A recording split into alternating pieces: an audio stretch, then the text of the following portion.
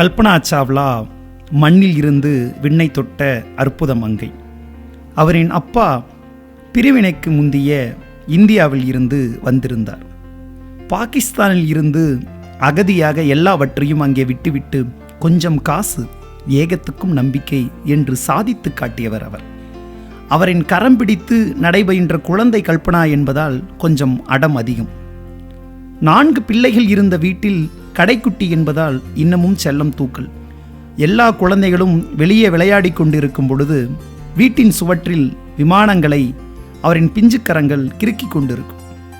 அண்ணனுடன் சண்டிகர் சாலைகளில் பைக்கில் போகிற பொழுது கண்கள் எப்பொழுதும் வானோடு காதல் செய்து கொண்டிருக்கும் கல்பனாவுக்கு.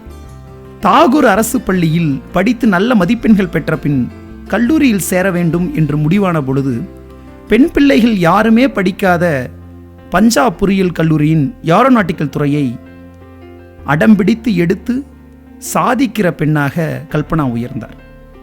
அங்கிருந்து அவர் அடுத்து கிளம்பியது அமெரிக்காவுக்கு. அமெரிக்காவில் முதுகலை பட்டம், முனைவர் பட்டம் ஆகிய எண்ணற்ற பட்டங்களை அவர் பெற்றிருந்த பொழுதே நாசாவில் இருந்து விண்ணிற்கு அனுப்புவதற்கான ஆட்களை தெரிவு செய்து கொண்டிருந்தார்கள்.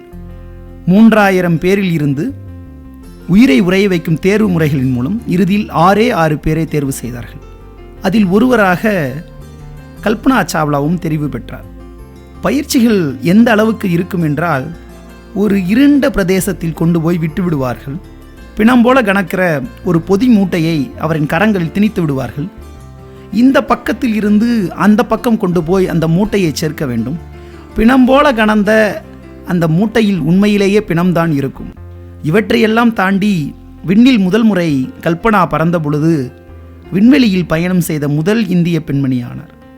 கொலம்பியா ஓடத்தில் 41 வயதில் பயணம் போன கல்பனா வானோடு உறைந்து போனார். ராபர்ட் லூயிஸ் ஸ்டீவன்சன் சொல்வது போல, அகண்ட நட்சத்திர வானத்திலே எனக்கான கல்லறையை தோண்டி அங்கே என்னை உறங்க விடுங்கள் என்கிற வரிகள் கல்பனாவுக்கும் அஞ்சலியாக போனது. பெருங்கனவுகளை துரத்த வேண்டும். நாம் எங்கிருந்து தொடங்குகிறோம் என்பது முக்கியமல்ல, நாம் எதை போய் சேர்கிறோம் என்பதே முக்கியம் என்பதை தொடர்ந்து சொல்லிக் கொண்டிருக்கிற வாழ்க்கை கல்பனா சாவ்லாவின் வாழ்க்கை.